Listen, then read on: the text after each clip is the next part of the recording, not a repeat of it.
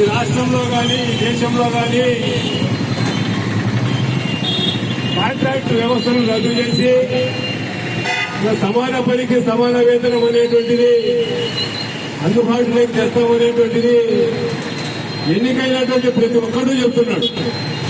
వాళ్ళ ఆచరణలో ఎన్నికై గద్దెనెక్కిన తర్వాత మనను విస్మరిస్తున్నాడు. ఇది చాలా శోచనీయం. ఎందుకంటే ఈరోజు ప్రభుత్వాలే చెప్తున్నాయి సమాన పనికి సమాన వేతనం ఇవ్వాలి. మరి ఎక్కడ సమాన పనికి సమాన వేతనం ఇస్తున్నారు?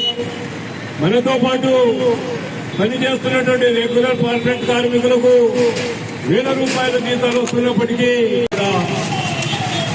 ప్రభుత్వానికి ఎన్నుకున్నటువంటి ప్రజాప్రతినిధులకు కనువిప్పు కలిగి మీ యొక్క సమస్యలను తక్షణం పరిష్కరిస్తారనేటువంటి ఆశాభావంతో ఎదురు చూస్తూ నిరాహార దీక్షలను ప్రారంభించారు. మన ఈరోజు 4వ రోజు కొనసాగుతుంది. ఇంకా మనం ఇస్తున్నటువంటి స్లోగన్లో ఒక మంచి స్లోగన్ చెప్పారు. ఊరంతా నీళ్లు కార్మికులకు కన్నీళ్ళు అనేటువంటి. ఈ కన్నీళ్లకు ప్రధాన కారణం ప్రస్తుతం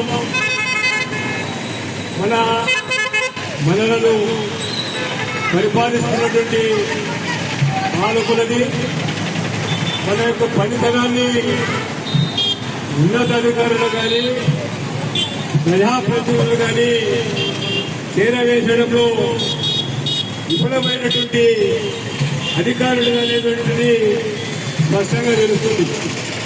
ఎందుకంటే ఈరోజు ఎన్నికైనటువంటి ప్రభుత్వాలన్నీ కూడా